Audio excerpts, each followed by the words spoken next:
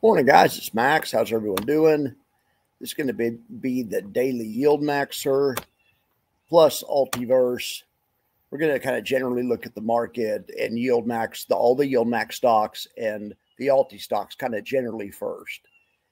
And, the market. And then at the end, we're going to look at some specific option trades that Alti did. We'll drill down on some option concepts. And I'm also going to show you a trade I recommended in HIMS yesterday, and we'll check in on that and see how that's doing. So let's go to the charts first. And I guess since I mentioned HIMS was soft earlier this morning.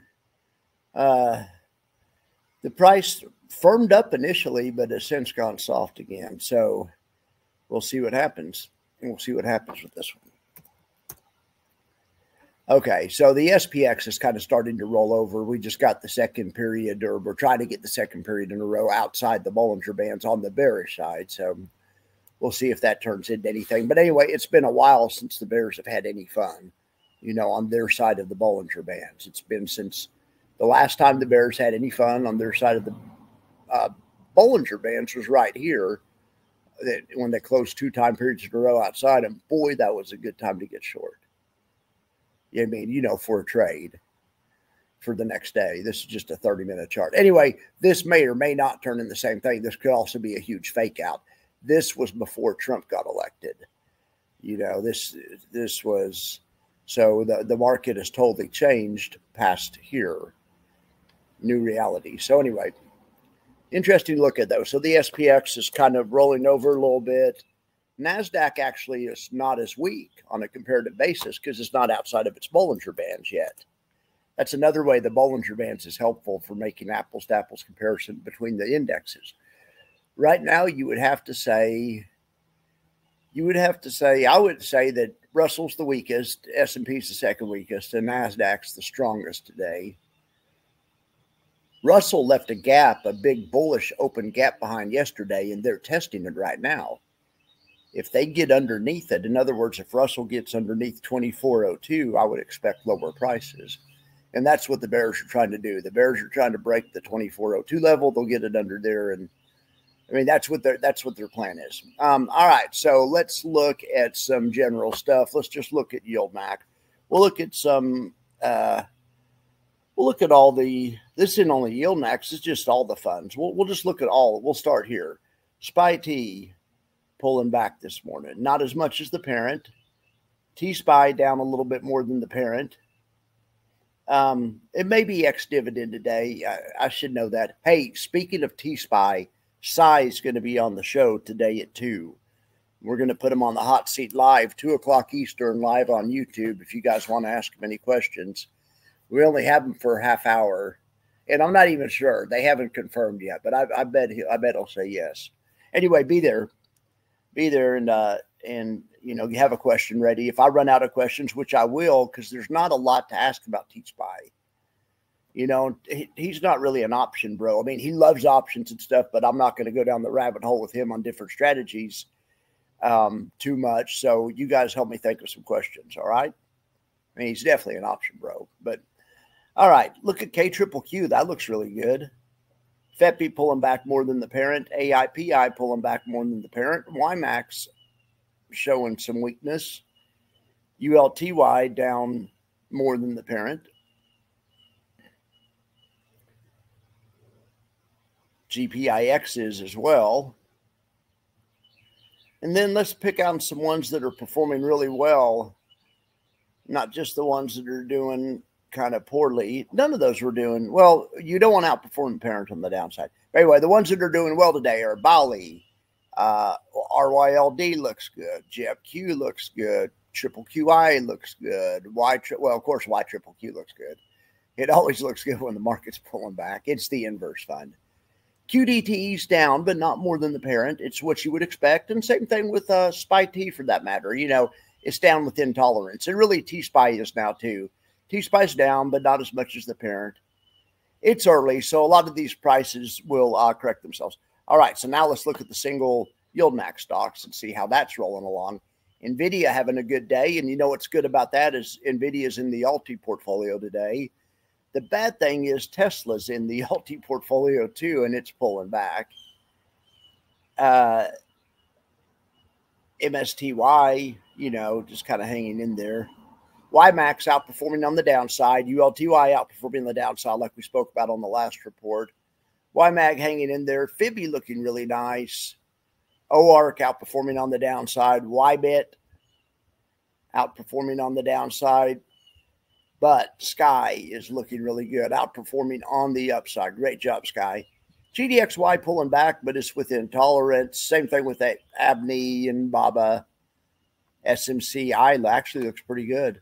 I mean, they're pulling back, but you know, about 3/4 of the parent. That's about what you would expect. This Tesla relationship, I'd be fine with that. I'd be fine with that as long as you can occasionally get some days like this where you outperform on the upside. Snowy's outperforming on the upside as well too. All right, so now let's look at the Altiverse. Okay, so is this the current Altiverse? Yes, this is current. This is today's Altiverse. All right. Boy, HIMS is really soft today. I'd say it's a disappointing performance from HIMS.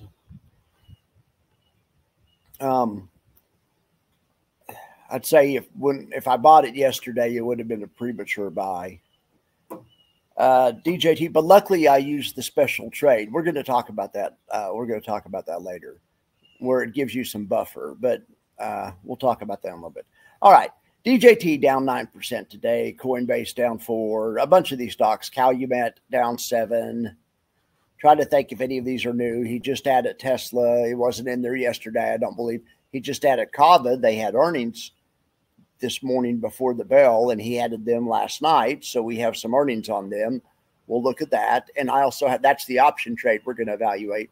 We're going to evaluate how Jay played the Kava option trade and how it worked out for him. But anyway, you can see this is just not a good day in the Alti hood. Okay, so but what we look at over here, the average Alti stock's down 3.3%. Alti's down 1.5%.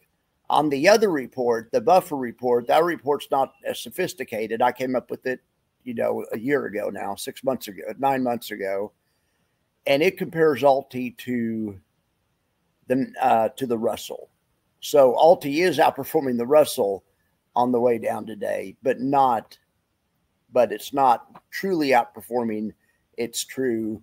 It doesn't really have a benchmark because it changes every day. So this is as close of a solution as I can come up with, but this is a pretty good solution. So this is Alti's buffer report. Alti's catching less than half the downside. We'd love to see that. The less, the better, or, you know, preferably upside when the market goes down, but that's usually not the way these work. Anyway, not a lot of good going on in the Altiverse. We are going to look at that Kava trade, and we're going to talk about the HIMS trade I had on a special option show yesterday. We'll see how that's going and see if we need to do anything with that one. All right, so now let's look at this. We're also going to look at this Mara trade in a second too. Okay, here's this Kava trade. I put the prices in this morning. I don't have the exact price of the shares.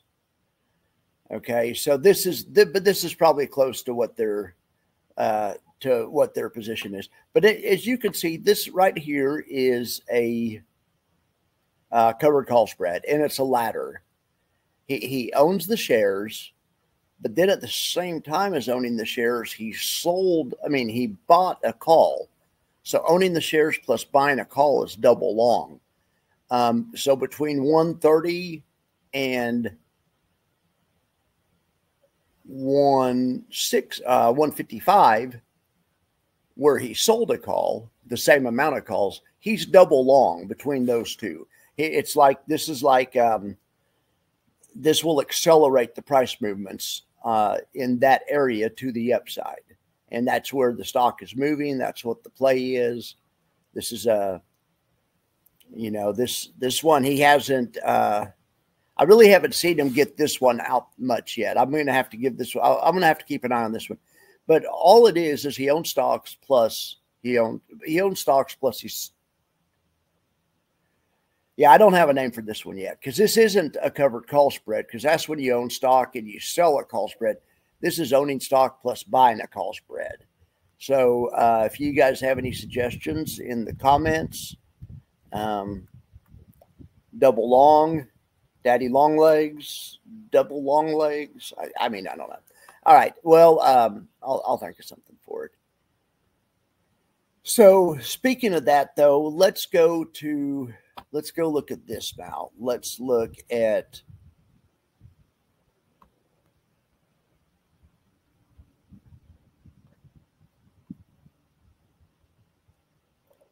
the Alti-Grid is what I was trying to say. Okay, yes, the Alti-Grid. Okay, thanks again to Brett. He's offering to help, and I've been emailing with him, and I'm getting this more like I like it, but it's still a work in progress. Somehow the days are going to go to the right, and I want to keep the current. I know this is easy, but I just need to do simple formatting stuff. I want the current whatever's in the left column to also be right here, so I can see it easier. Once again, I did not hide the data section. I should have been a lot more professional if I would just done that. Okay. So here's the evolution of the strategies over time. I just showed you Kava, and that's why I started thinking about it. Kava he had not had on, and then he put on, I called that a covered call today because it was early in the morning, but that is actually not. That is stock plus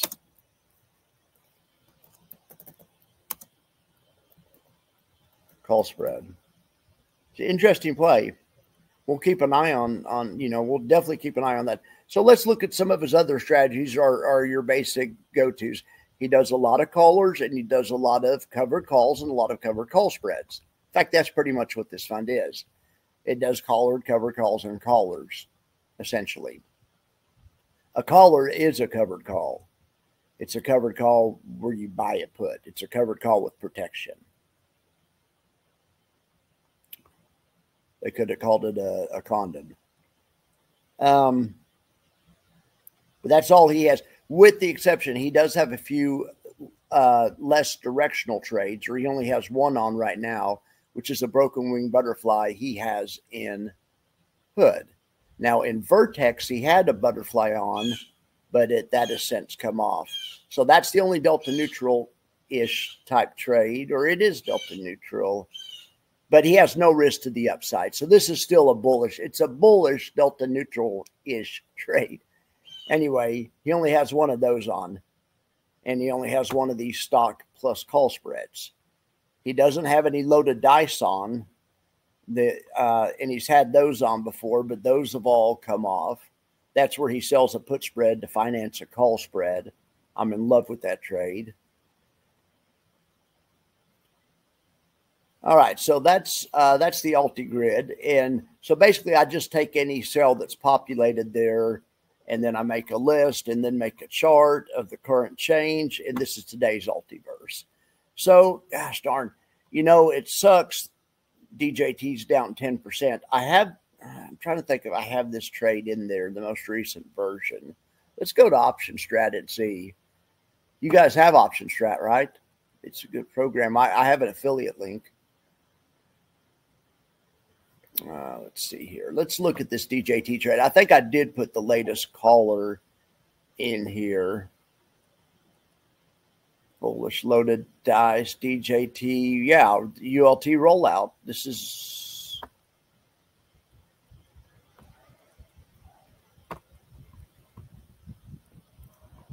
what all I was trying to show you guys is he has a put that he owns. Okay, and essentially you could almost look at it like he didn't really spend anything on it because it costs less than this call that he sold, most likely. Yeah, quite a bit less. And at the same time, he also has shares. He got the money on the difference between the call and the put to pay us with, to pay the dividend with.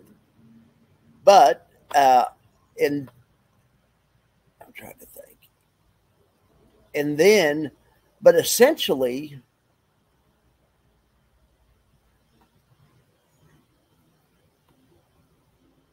essentially he's just in the position of being in this is just like a bull call spread. Yeah, well, that's what it is. It's synthetically, it's a bull call spread. Well, anyway, it has limited loss, and that's good because this company's getting killed, and it's only Tuesday. Wonder if it's down 10% tomorrow and 10% the next day. Wonder if it was buy the rumor, sell the news, or whatever. Anyway, so that's the beauty of callers, and that's how callers work. A caller is still a covered call because you still have stock plus a short call. You're just spending some of your call proceeds on a put. That's built-in protection. They could, it's a prophylactic type trade, I guess. I mean, you could almost think of it like it, it puts a floor on your bad consequences. Your bad consequences get cut off at whatever level you buy the put at. You don't have to worry about bag holding it down to zero. That's the idea with callers. Okay, so but there's just not a lot you can do about this kind of day. But the fact that DJT's down 10%, yet, but on his trade, because he's done it in a smarter way and he has some sold options in there, he's not down 10% on that trade. They aren't doing quite that bad. And that's the way it is. Most of these option strategies are doing better than the stocks. These option strategies where they sell options almost always outperform stocks when the market's pulling back. That's the only reason people would sell options. If they did not outperform on the way down, they wouldn't be worth doing. But yeah, this is the buffer effect. And we see that in reality, you're only catching about 50% of the downside is the guy that just has 100 shares of each, or not 100 shares of each, that just has equal dollar amounts of each. So I think that stuff's interesting to look at. Okay, so let's talk about HIMS. I showed you guys a trade that I'm in love with. I stole the concept from Jay. He actually hasn't done it. He's done something similar with 4 legs. I just don't think you need 4 legs. I just reverse engineered it to have 3 legs. Or yeah, it's because it's the same profit loss graph he has on a lot of his trades. Have that same profit loss graph. All right, so in HIMS, what I recommended was selling a put spread 4 times and then buying a single call once for Friday. You could have done that for $140 credit yesterday, and you're just wanting HIMS not to drop under 25.71. So we made a buffer. We made a little chart for it yesterday, but with the market pulling back, that might be in the card.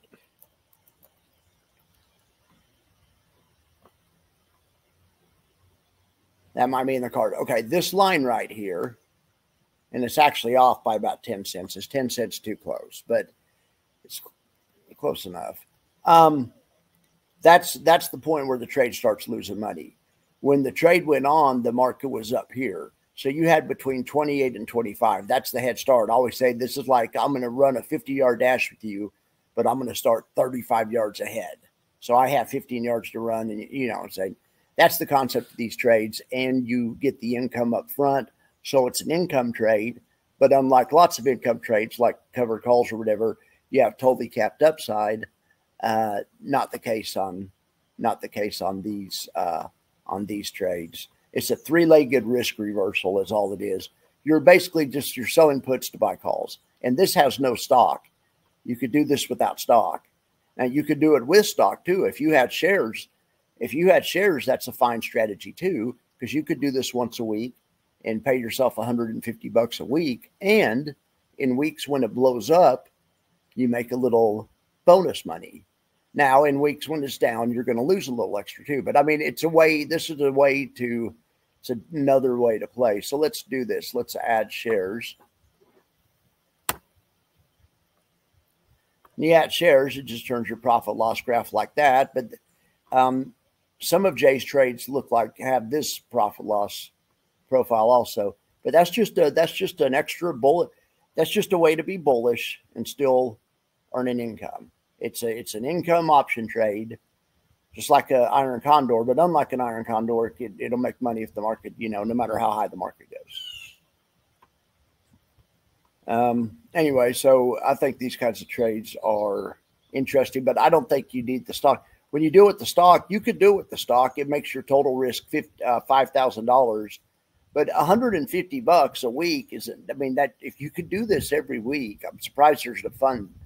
I mean, there are funds that do similar stuff, but you could do this and you could pay a pretty nice little chunk there, because that's a lot of money on that amount of money right there.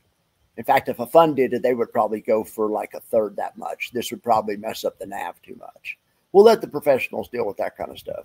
But it's but I'm going to take the shares back off of there, remove. But anyway, that's an interesting trade I shared with you guys yesterday. Right now, it's the Optionstrat is saying it's down, and it is down because of where time is. It's, down $137. But if the price stays here or doesn't drop, more than another couple bucks lower, you can see the profit loss graph. Here it is by Thursday, and here it is by Friday. It's just a waiting game, but you're just trying to make it to Friday before the stock gets in under 24.78. Okay. Anyway, to me, this is an interesting game to play.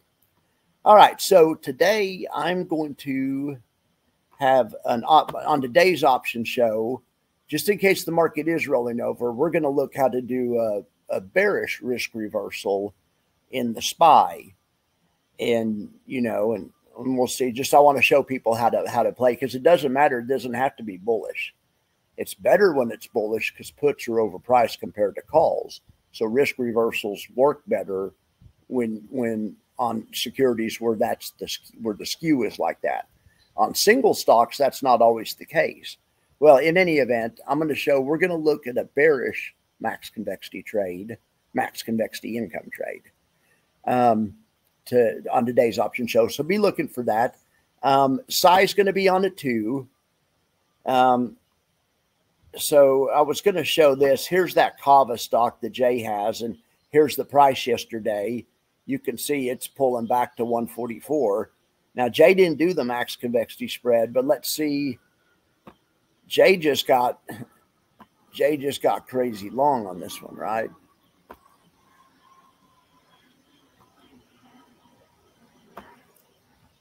Yeah, this is maybe call this one double long or accelerator or something. It's like you're stepping on the gas between here. You get two double returns.